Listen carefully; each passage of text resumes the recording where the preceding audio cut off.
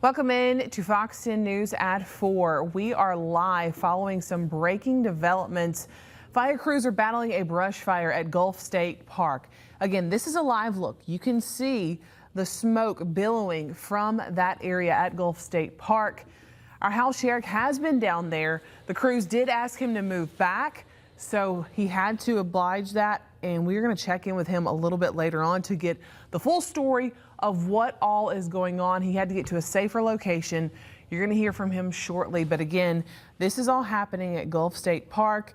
We've been getting updates on the Gulf Shores Police Department's Facebook page. So if you live in this area or this is near you, you can check those updates out there as well and continue to keep up with what is going on. Let's see if we can get a couple of details.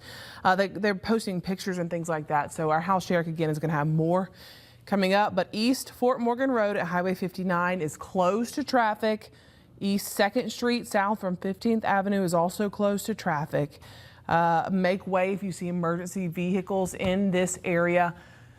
Just be aware that this is going on. Okay, I think that our Hal Sherrick is now ready to give us an update on all of this. How we are, it's a live fluid situation. I know you were there, you were just moved. Tell us what you're seeing now.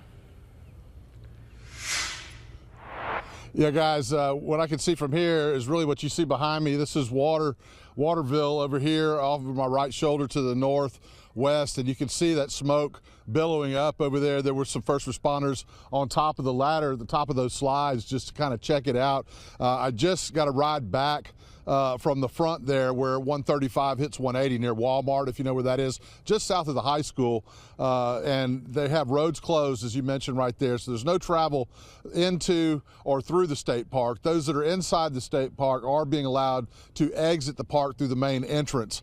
But that's about it right now. No idea really from the folks I've talked to how this got underway, got started. I know that once I arrived shortly thereafter, the Alabama State Forestry arrived on scene under police escort to get here to try to get this under control. They had their heavy equipment. They were going to try to create a fire break. What I was told by Fire Chief Mark Seeley here at Gulf Shores as he was headed to the scene earlier is that it was his understanding that they were hopefully going to use the power line that you see here, allow it to burn out to this power line, because there is another section that's on fire. I'm going to pan the camera a little bit and you can see the smoke over here billowing up a little bit. That's a different area than what you're seeing over by Waterville. So these crews are really battling two different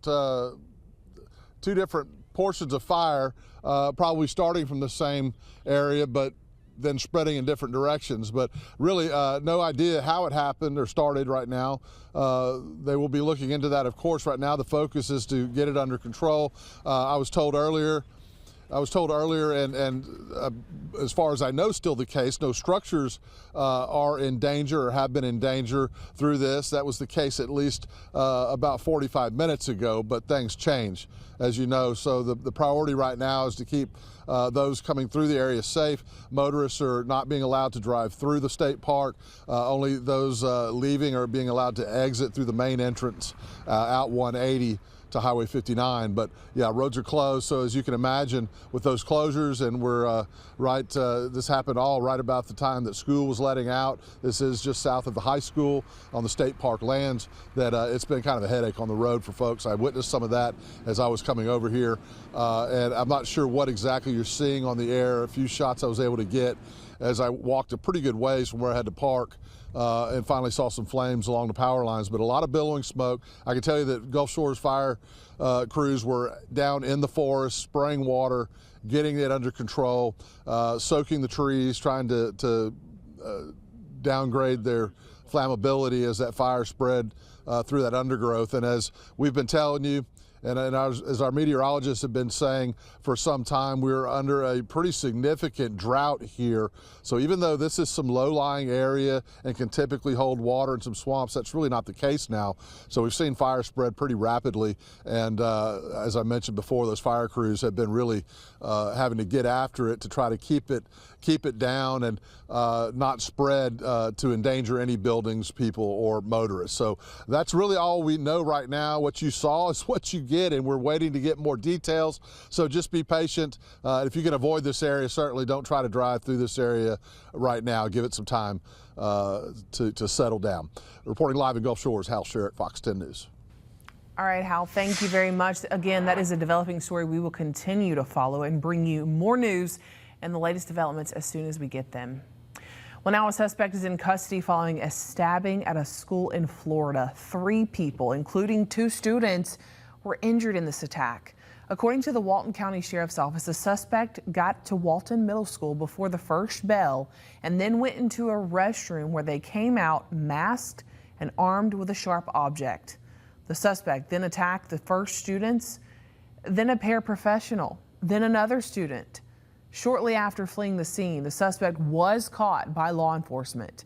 The 2 students who were injured were life-flighted to separate hospitals. This is the worst thing you can deal with as a sheriff, as a school professional, the police department, any one of us. This is what we all fear. And so we're going to do our best to do this correctly and do it right and be sensitive to the victims and their families. This is, again, another developing story that has come in today. We will continue to update you both on air and online as soon as we get new information. Just check out fox10tv.com. Well, keeping kids safe while they're at school is a top priority for parents around the state. An Alabama Senate passed a bill last week that looks to strengthen criminal penalties for students who threaten violence in the classroom. Alabama political correspondent Jessica Umbro joins us live from the Capitol. Jessica, the Senate made some changes to this bill. Why? Well, the original version of House Bill 7 required students who were charged with making a school threat to automatically receive a 1-year suspension and pay a $10,000 fine. Those requirements have been removed. The bill now says that students who were charged with making a threat would then have to undergo different types of evaluation. So this specifically has to do with how federal law protects students and undocumented disabilities and individual education programs, or IEPs. House Bill 7 increases the penalty of a first-degree terrorist threat from a Class C to a Class B felony. Senator Matt Woods originally sponsored the bill as a member of the House over the summer. Senator Woods says he's in support of the bill's changes that had input from groups like the Alabama Education Association because they keep the immediate requirements of removing the student from the classroom and a psychological evaluation in place.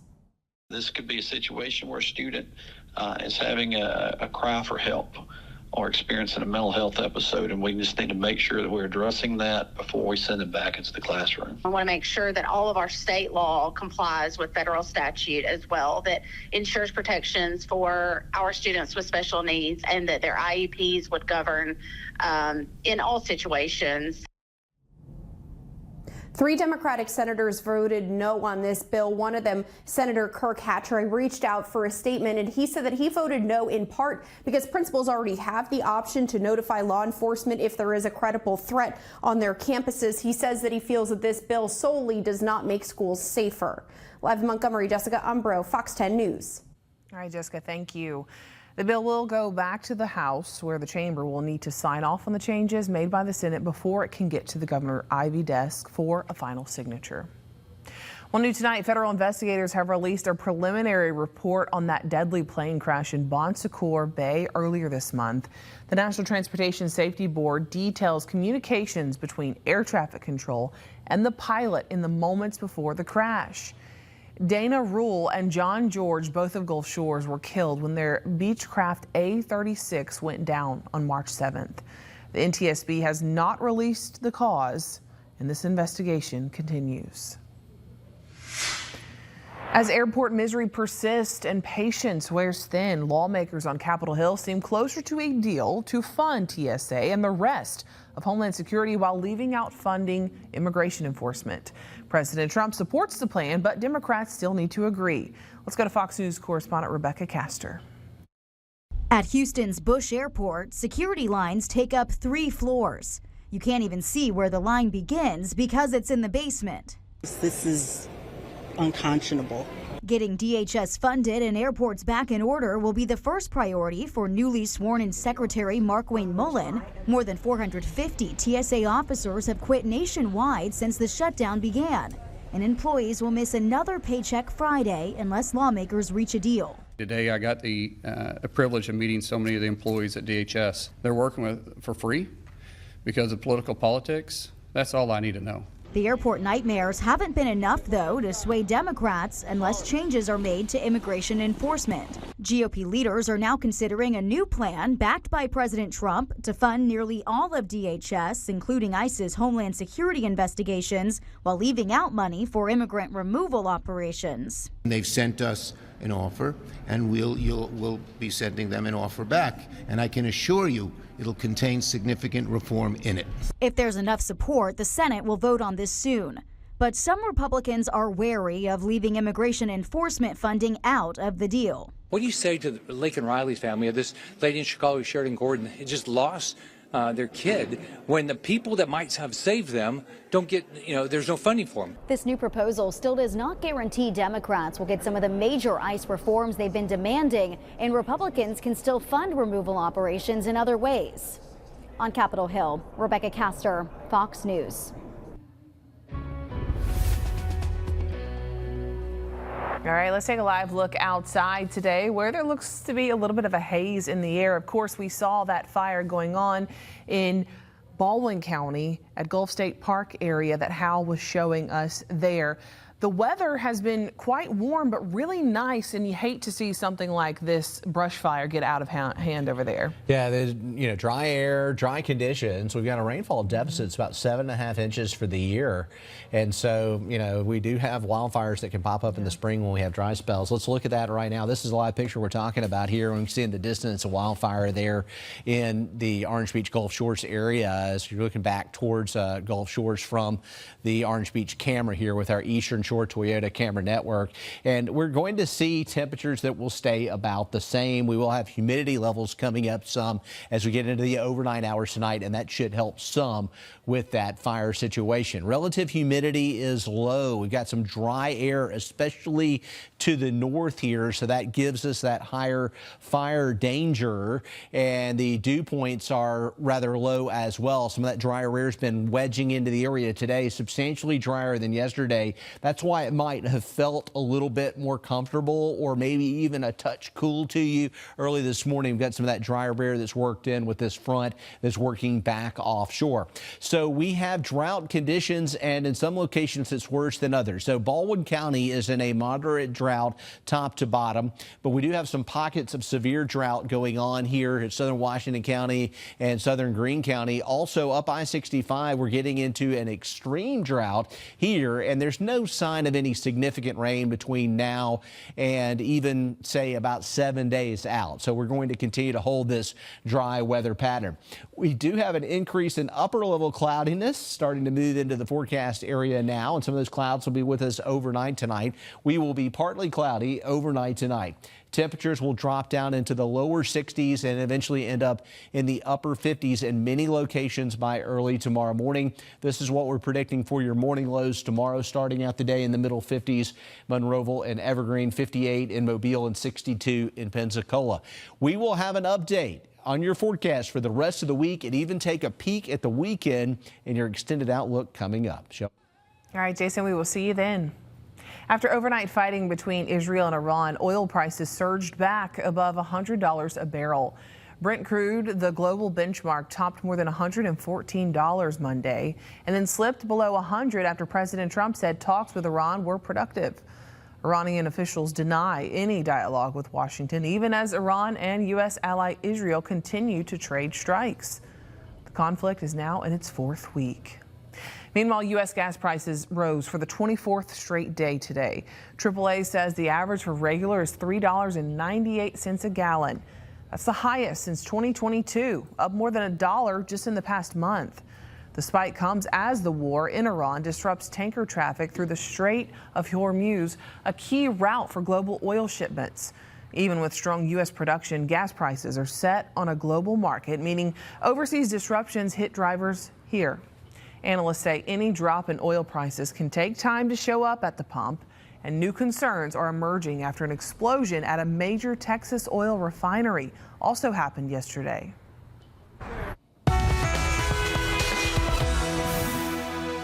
All right, checking out the area right now from a traffic perspective. It looks pretty good on Interstate 10. A lot of cars out there, so rush hour is upcoming, but I see a lot of green on the board for Mobile and for Baldwin County right now. We're not seeing any major delays at the Wallace Tunnel. Looking good there. I-65 in good shape. Checking Pensacola, everything looks fine here too. A little bit slow westbound on I-10 near 110, but 110 definitely better than it looked yesterday afternoon at this time, and the Bay Bridges look good. So we'll keep watching traffic as we get closer to that 5 o'clock rush hour. All right, Jason, thank you. And still ahead here on Fox News at 4, coming up, the Cajun Cook-Off takes over Cathedral Square this Saturday. We're going to talk with the Child Advocacy Center about the food, the music, and more importantly, how your ticket helps local kids. Plus, donations pour in for an elderly DoorDash delivering dad. And 3 tiny kittens are safely rescued from inside an engine compartment. All of that is coming up in today's Take a Look at This. Let's go back outside and take another look at that brush fire that crews are battling at this very moment. Again, this is at Gulf State Park area. There's some roads that are shut down. Our Hal Sherrick has been out there. We'll be checking in with him on the very latest coming up throughout the evening. So stay tuned to Fox 10 News and watch out for emergency crews if you are in that area.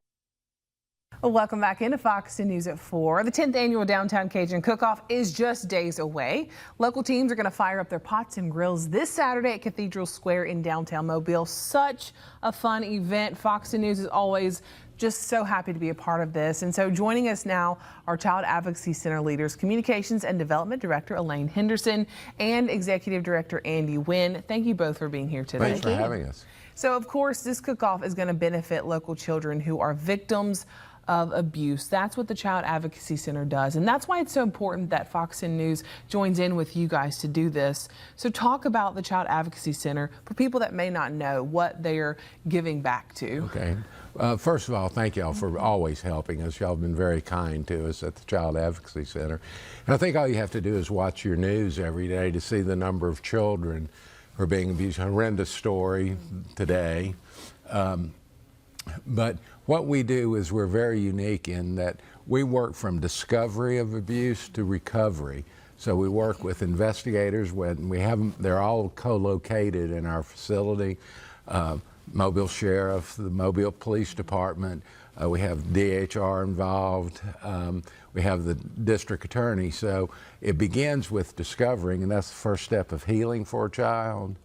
And then once we start figuring that out, we determine if the child's perpetrators can be prosecuted, which is also part of recovery for a child because it really is proof that what's happened is wrong.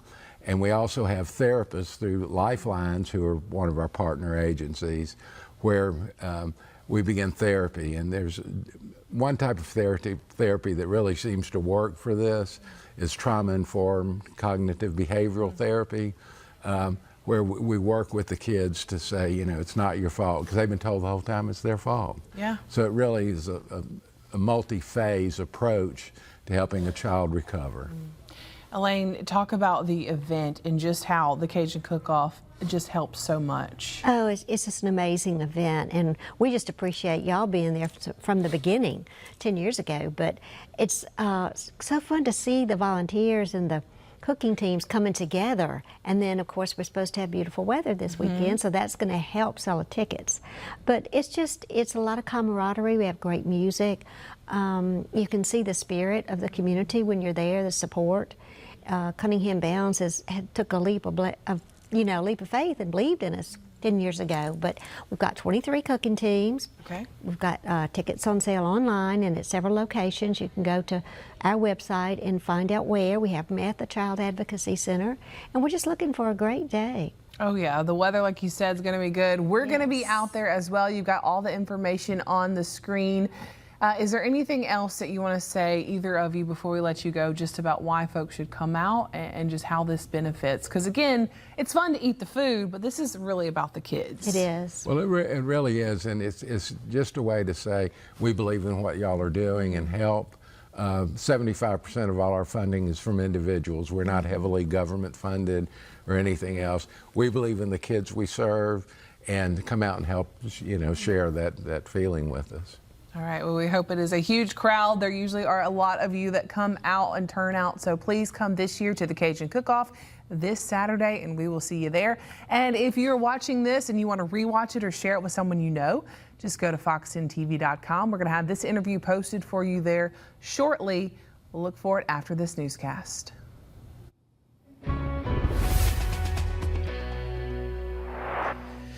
And checking out our live picture here from our Dolphins camp at downtown Mobile with our Eastern Shore Toyota camera network. Everything looks good. Upper clouds starting to swing in. No rain clouds out there, and it should be dry through the downtown Cajun Cook-Off. We're expecting great weather for this weekend. And looking at our temperatures, there's not a lot of change here either. The air's slightly drier into tomorrow. Then it gets a little bit toasty on Friday. We warm up to 84, and then drier air swings back in over the weekend, with temperatures backing off a little across the board. We'll have temperatures above normal, and it looks like we're going to continue to see pretty high pollen levels across the area as well as we go through this week because of the above average temperatures. Right now, 79 degrees in Mobile, 79 in Bay Minette, 80 in Calvert and Monroeville. It is a little cooler here near the coast, and the air is drier today, so it feels better. We're at 72, Gulf Shores 72 in Pensacola. Satellite radar picture shows some increasing cloud cover from the west, and that is that upper level cloudiness that you saw in that live picture that you're probably experiencing right now over the western side of the area. We may even be briefly mostly cloudy this evening, but tomorrow the sun will be back out, and it doesn't look like any significant rain along this frontal boundary that's kind of stalled over the area. It's been drifting back and forth. It's taking a little break, backing off to the west. Air gets a little drier, and then we moisten up again some Thursday and Friday, but no significant rain in the picture. We've got an active fire going on right now at Gulf State Park, and we've got more on that coming up here on Fox 10 News. No relief for the dry conditions. In fact, Saturday, the wind increases out of the northeast across the forecast area, and we'll have more dry air slipping in here, and still looks like the rain holds off for the area on Sunday. We could make it through the end of the month of March without seeing any significant rain. All right, temperatures at 58 in Mobile, 58 in Bay Minette, 62 in Pensacola, 61 in Destin. So tomorrow morning will be comfortable. Our outlook for the rest of the week looks pretty good forecast-wise. We're not seeing dry conditions, and the downtown Cajun Cook-Off for your Saturday forecast from 10 to 2 in Cathedral Square, we're going to have great weather. It looks like temperatures in the morning early about 65 mild degrees, and then ramping up with our numbers getting up into the mid to upper 70s by the afternoon. Here's your 7-day forecast, and our outlook looks dry. We are going to see some occasional tweaks and changes with the temperatures, but hardly any rain tomorrow, partly cloudy and 79, 81 Thursday, 84 Friday, 79 on Saturday for the cook-off, and then next week we'll have a little drier rear end for a bit and then back up to around 80 on Tuesday. No rain in the forecast. Drought conditions will continue. All right, Jason, thank you. Crowdfunding donations are pouring in for an elderly veteran who was forced to come out of retirement. He's working to help pay bills, medical ones at that, as a DoorDash delivery driver. Jeremy Roth has this inspiring story in today's Take a Look at This. This story about a Texas community rallying around a veteran-turned-DoorDash driver is both heart-rending and heartwarming. It started when Savannah Salters was shocked when a pizza she ordered was delivered by an elderly DoorDash driver captured on her doorbell camera. She soon found out the driver was a local 76-year-old Vietnam vet named Larry Philip Colvin, who recently came out of retirement to earn money to aid with his family's medical bills. My wife is looking at a couple surgeries. My son has 3 autoimmune diseases. KTVT reports Colvin delivers 6 days a week to make ends meet, with only Wednesdays off for church. Salters says she doesn't think it's right. But what can we do more to help him? Salters was moved to start a GoFundMe for Colvin, and the effort has taken off, with north of $20,000 raised thus far to help aid this venerable veteran. God bless that lady. I'm very grateful. It'll help pay off some bills. A helping hand is exactly what was needed in California when a driver showed up at an animal care center saying they heard meowing coming from their vehicle's engine. Sure enough, a pair of animal control officers got under the hood and removed 3 tiny kittens from the engine compartment. A post by the Palmdale Animal Care Center says the kittens were unharmed, if only a little dirty, and have since been placed into foster care. Finally, from furry to funny. And furry. Watch a gorilla at the Memphis Zoo stare jealously at its buddy's snack. The zoo posted the cute video saying just moments before, Penny had refused the very same snack from the zookeeper. Clearly, she regretted the decision, but she didn't need to be a weirdo about it. For Take a Look at This, I'm Jeremy Roth. Well, still ahead, a new thriller sequel is coming out of Hollywood, and then a classic like you've never seen it before. I've got your entertainment news you need to know next. Welcome back. Today's entertainment news is filled with blasts from the past, including a powerhouse music tour and the return of an iconic film. Here's David Daniel with your Hollywood Minute. I need this job.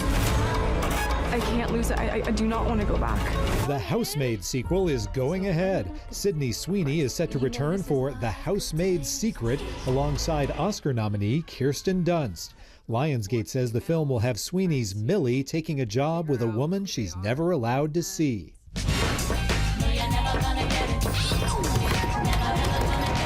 TLC, Salt-N-Pepa, and En Vogue are teaming for the It's Iconic Tour. The 36-city tour launches August 15th in Franklin, Tennessee. Ticket pre-sale begins Tuesday. Oh man, wait to hear this. Wait to hear this. What is it, man? You guys want to go see a dead body? Stand By Me has been remastered for its 40th anniversary. The Rob Reiner coming-of-age classic, based on the Stephen King novella, returns to theaters for 1 week beginning Friday. Settling in with my popcorn in Hollywood, I'm David Daniel. Love that one.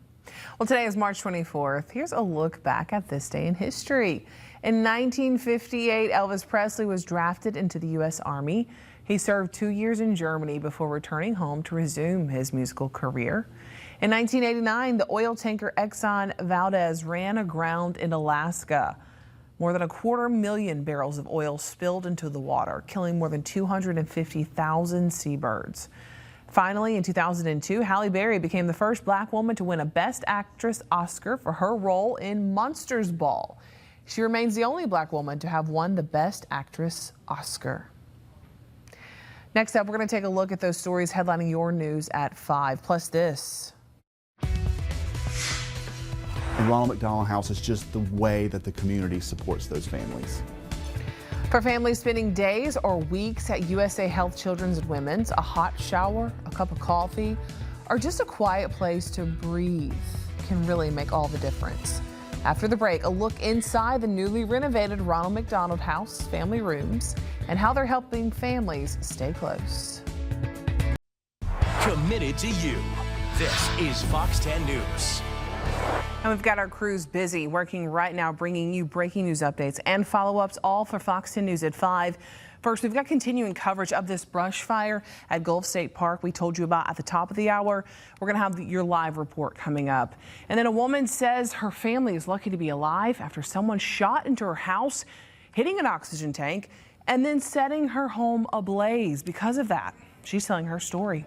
Also, hemp retailers in Mobile may soon have a clearer path forward. How city leaders are stepping up when Fox News at 5 starts in less than half an hour from right now.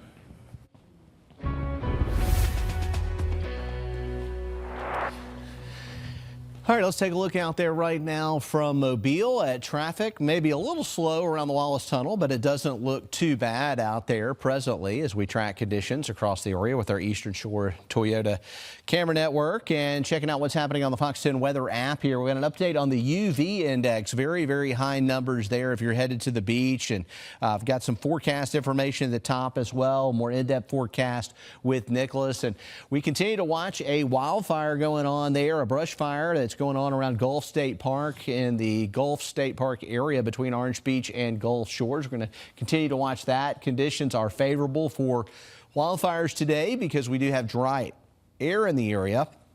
And we do have warm temperatures as well. And of course, dry conditions. Our rainfall deficit is impressive. Let's take a look at our day planner for Pensacola, you can see temperatures starting out in the low 60s and then warming up some tomorrow, but maybe backing off a little with the temps tomorrow as this front is shifting across the area. 71 degrees by mid-afternoon tomorrow. It'll be a little warmer on the Mobile side, mid to upper 70s. We also could see some clouds in the morning, but if you wake up and you see gray skies, it's not going to rain. We're not seeing that kind of a setup here. Just some clouds pushing in overnight with that front drifting across the area. We've got some really warm days going forward, and it looks like we will continue to see a lack of rainfall in the area. It is a dry pattern. Let's look at our futurecast to break it down for tomorrow. And on our Wednesday afternoon, odds of rain only at about 10% tomorrow. It doesn't look like much. We've got some clouds across the area, and then into Thursday, it looks like partly cloudy to mostly sunny skies returning on Thursday. Friday, we'll see some clouds around, but it also looks to be mainly dry. Here's the forecast. If you have evening plans, our temperatures will be dropping down from where we are right now, around 80 degrees, back into the lower 60s into the overnight hours tonight. And in our forecast, beach forecast looks really good. Low risk of rip currents. Surf heights should be reasonable, and temperatures look warm at the beaches through Friday. All right, Jason, thank you. A big day at USA Health Children's and Women's Hospital as they held a rededication ceremony for the Ronald McDonald House family rooms there. Fox 10's Stephen Moody was there and has more on how these rooms will help even more families who need them. For nearly 30 years, the Ronald McDonald House in Mobile has helped families in our area. But it was back in 2014 when 2 family rooms were opened, making them the only ones of their kind in the entire region. And today, we got a look at the renovated space. I've heard parents tell me, I come in there and that's where I, kind of mentally take in what's going on with my kid, so that when I go back to their room, they don't know that I'm scared. I've heard that from families, or just the simple, hey, my kids, needed something washed, and here we have, washer and dryer, or I just wanted a cup of coffee, I just wanted to get out for a minute. We've got that too. So we try to have all the different things that a family might need while they're here to just make their hospital experience better. And they play a big role. Just last year, the family rooms welcomed more than 20,000 visits. They provide recliners for rest, grab-and-go snacks, coffee and other beverages, laundry facilities, fully stocked shower rooms, and they even have toys and activities for children, all just steps from a child's bedside. They're used by hundreds of people every day, and so it was just needed. We want it to be as nice as possible for the families that are here at Children's Women's Hospital, so it was just time for us to refresh these rooms so that they're as nice as possible for those families. So if it's a short or a long stay, these rooms are available. I think that the biggest thing is that they were cared for. A lot of times families tell us that have been in the hospital, especially again for more than a few days, that they feel very isolated. And I hope that coming into these rooms and seeing the donors who've helped and the volunteers that are always here to greet them, that they're not alone, that the community is behind them and want their children to get better. And Ronald McDonald House is just the way that the community supports those families. Stephen Moody, Fox 10 News. A great place to go if you need it. We've got news for your health now. I was just looking this up on my phone, actually. Produce like spinach, grapes, and strawberries can carry high levels of potentially harmful pesticide residue. That's according to this year's Dirty Dozen report from the health advocacy organization Environmental Working Group. So EWJ has published the annual report since 2004. Nectarines, peaches, cherries, apples, blackberries, pears, potatoes, and blueberries also made the Dirty Dozen list. Spinach took the top spot. EWG says it holds more pesticide residue by weight than any other type of produce. For the first time, the report found more than 60% of all Dirty Dozen samples contain pesticides that are forever chemicals too, called PFAs. They're known as, again, forever chemicals because their molecular bonds can take years to decades, even centuries, to completely break down in the environment. Foods like cabbage, avocados, a couple of others are on the cleaner side of the Dirty Dozen. So what this just gives you is basically, if it's on the top 12 Dirty Dozen list, you may want to consider buying organic to avoid all those pesticides. Health experts with the Cleveland Clinic say when you hit snooze, you're decreasing the amount of rapid eye movement you're getting, better known as REM. A behavioral sleep medicine specialist says REM sleep is crucial for brain health, processing emotions, and memory. Most of the REM we get is during the early morning hours of our sleep, and chronic snoozing interrupts it. The recommendation puts put your alarm across the room to help fight the urge to hit snooze. But if you're still having a rough time getting your day started, you may not be getting enough hours of sleep, or you could have a sleep disorder. You might be pregnant too, I don't know. There is advice to bring up any sleep issues, though, you have to your doctor and try to address them there. Travel woes remain at airports across the U.S., and passengers are facing long security wait times as the partial government shutdown continues. In today's Health Minute, Manny Gaither talks with a psychologist about staying calm and managing stress while you wait to fly. As if taking off wasn't already taxing enough, now travelers are facing hours-long wait times as security lines stretch on, some even extending outside. Travel is a recipe for increasing your stress level. Psychologist Susan Alberts with Cleveland Clinic says all of these factors release the stress hormone cortisol in the body, creating more tension and irritability. While there's nothing you can do about the lines, you can control your composure. The number one cause of feeling stressed is feeling rushed or late. Building in some extra cushion time will help you to feel calmer and avoid that stress that comes with feeling behind. Next, Albert says to pack some peace, bring distractions like podcasts, music, movies, anything that can help you cope, and comfort items like a pillow, blanket, and noise-canceling headphones. These are going to help reduce your brain from feeling overwhelmed and more at ease through the process. Bring healthy snacks and stay hydrated to avoid extra stress on the body and help keep up your energy. And consider downloading apps that calm your nerves, like breathing exercises, mindfulness, or meditation. Finally, set expectations. Know that there will be bumps and delays along the way. Knowing this ahead of time and being emotionally prepared is going to help you to feel less stressed overall. For health. We continue to watch a wildfire that's going on between Lake Shelby and Little Lagoon here near Waterville on the west side of Gulf State Park. We're going to have more information on that. This is in South Baldwin County between Orange Beach and Gulf Shores. Looks like conditions will continue to stay about the same. We've got a southerly breeze in the forecast there. Warm weather in the forecast across the Gulf Coast for the rest of the week and into the weekend. We will see some ups and downs with temperature. It'll be backing off a little, 79 tomorrow, and then back up to pretty toasty 84 on Friday.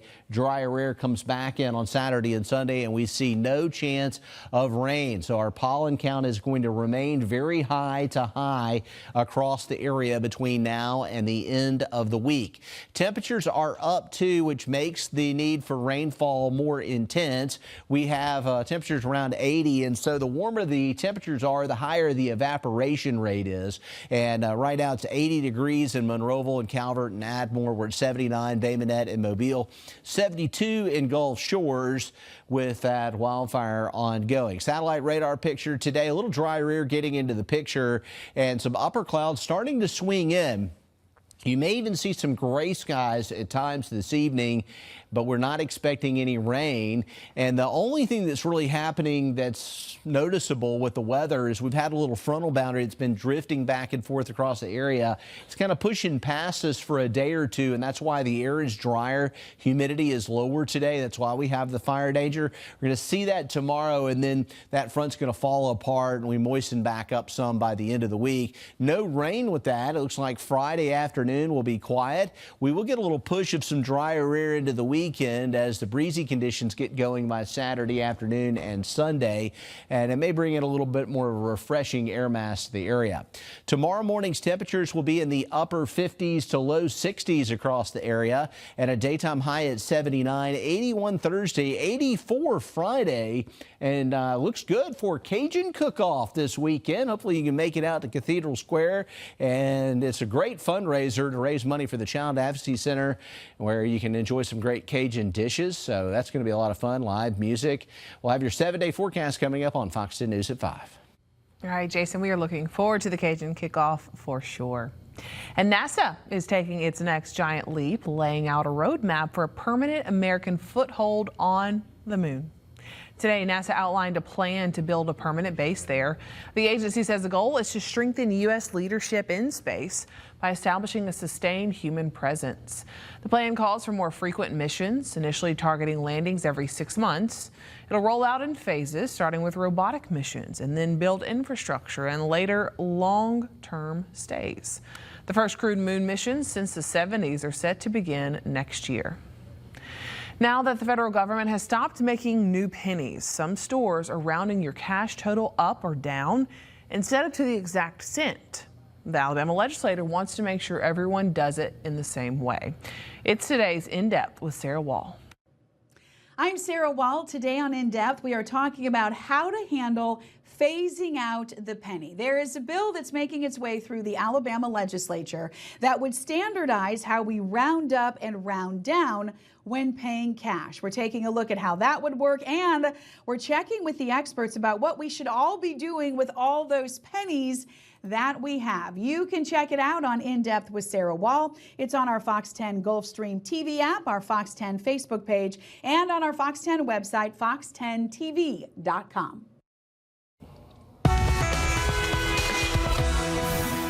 All right, we need to check traffic because we do have some wildfire smoke and a wildfire going on in the Gulf Shores area, and that is creating major delays down around Gulf Shores and in Gulf State Park area. Here you can see the slowdowns on 59 northbound near the source of that wildfire, which is right about here. It is also very slow westbound on Beach Boulevard. So we have some closures as well because of the wildfires, so watch out for the delays in Baldwin County. I'll have another traffic report.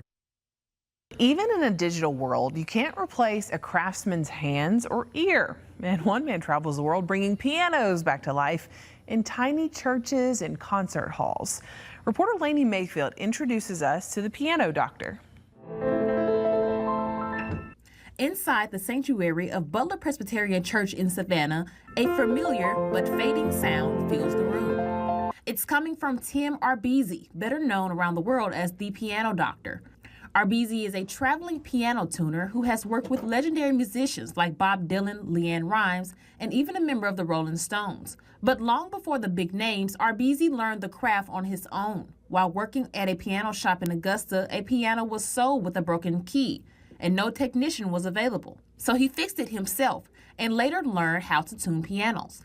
That moment sparked a career that's now taken him across the country and around the world. You have baby grands, you have grand pianos, you have upright pianos, and everything in between, and all those I take care of. After leaving Savannah, Arbezi headed to Hilton Head, continuing a schedule that keeps him constantly on the move. There's so many people that have pianos right now in their homes that have been sitting there for years and years and years, and either they don't know who to call or they don't know what to do about it. Arbezi calls piano tuning a lost art, saying as piano sales decline, fewer people are trained to fix and maintain the instruments. Because I'm going to these places where there's no tuners, it's a huge joy to walk in and help out so many people. And once he finished tuning the piano inside the church, the sanctuary rang with new life, a sound Arbezi says makes the long miles worth it. That's what I do all day long, is help out people. In the studio now with the latest, and Shelby, just a heartbreaking situation. Yeah, it absolutely is, Cameron. I spoke with Kaylee Kreis earlier today. She was 26 weeks pregnant last Wednesday morning when she was driving at the intersection of North 9th Avenue and Bayou Boulevard in Pensacola. Police say a truck was speeding, ran the red light, and slammed into the driver's side of her car. She was taken to the hospital and is expected to recover, but her baby girl did not survive. On behalf of Kaylee and Brandon's families, they did release a statement that reads in part, quote, "While our hearts are broken, we find comfort in knowing that she is in the arms of Jesus and at peace. This child was deeply loved and already brought so much joy and hope. We are mourning all the moments and memories that will never be," end quote. Police did release this photo of the truck they say was involved, and they're hoping you can help them identify who was driving. So far, they have not made an arrest in this just yet, but if you know who drives this truck, call Pensacola Police at 850-435-1946. And there's also a GoFundMe set up to help the family. If you would like to donate, you can do so there. I've got it posted on this story, a link to it on this story on fox10tv.com. In the studio tonight, Shelby Myers, Fox 10 News.